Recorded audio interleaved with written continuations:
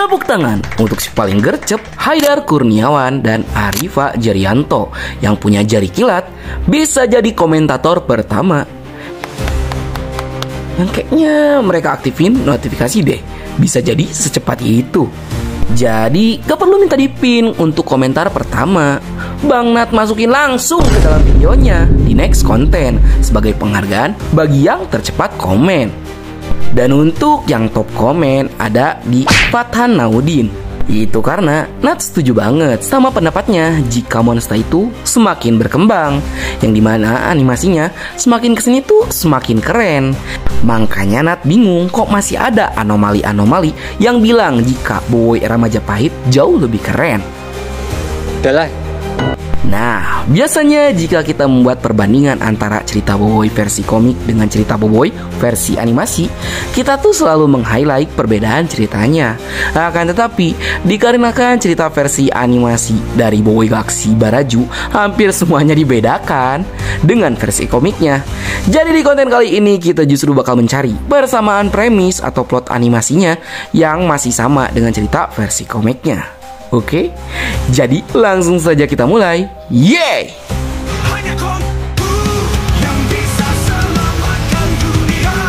Wow.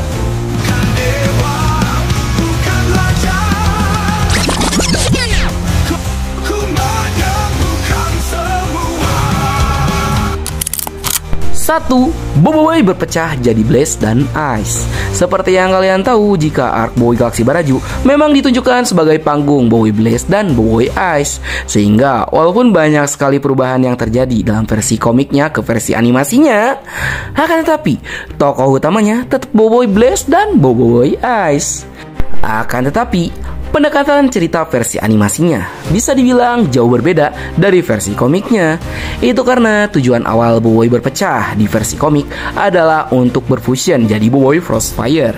Namun transformasinya gagal karena keburu terpisah, disebabkan ledakan dahsyat yang membuat Boboiboy dan kawan-kawan terpental kemana-mana. Di sini, di batas kota ini. Sedangkan dalam versi animasinya, Boboiboy justru sengaja berpecah menjadi dua untuk menemukan Yaya dan Ying yang terpisah ke sisi bara dan sisi salju.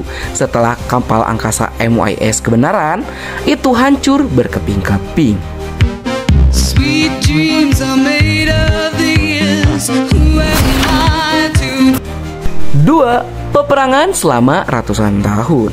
Selain Boboiboy yang berpecah, salah satu hal yang masih akurat dengan cerita versi komiknya adalah konflik yang lebih dari seabad yang masih berlangsung sampai sekarang. Di episode pertama, kita diperlihatkan dengan konflik antara Puak Bara dan Puak Salju, yang bahkan dua suku ini saling bersih tegang, jual beli serangan dengan melemparkan batu ais dan batu lava kepada lawannya. Untungnya cerita versi animasinya tetap sama dengan cerita versi komiknya, yaitu premis Puak Bara dan Puak Salju yang saling bermusuhan selama ratusan tahun. Namun, walaupun masih menggunakan premis yang sama, akan tetapi dari segi actionnya ada beberapa perubahan.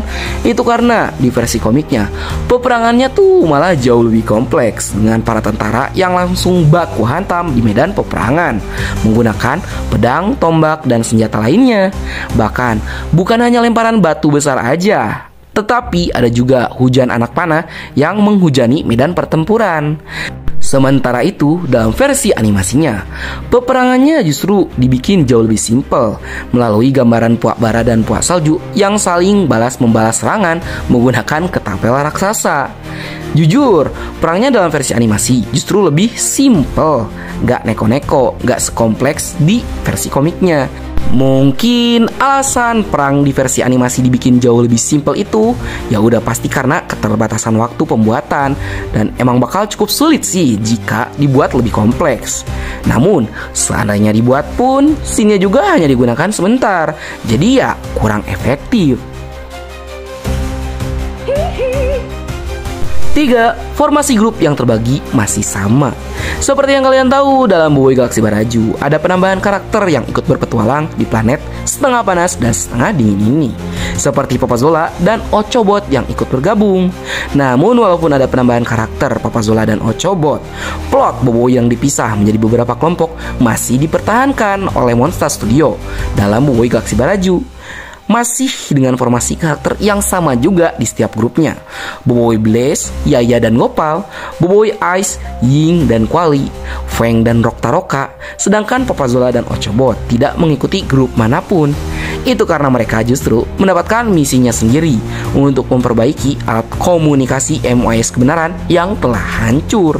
Sehingga walaupun ada penambahan karakter, keberadaan mereka itu tidak akan merubah alur yang terjadi dalam versi animasi yang baru. Oke. 4. Misi Feng mencari Toktaroka. Seperti yang kalian tahu dalam cerita versi komik, Feng yang terpisah dari teman-temannya mendapatkan misi khusus untuk menemui Toktaroka di kampung Ais Batu Api untuk mendapatkan informasi mengenai Panglima Paira Api.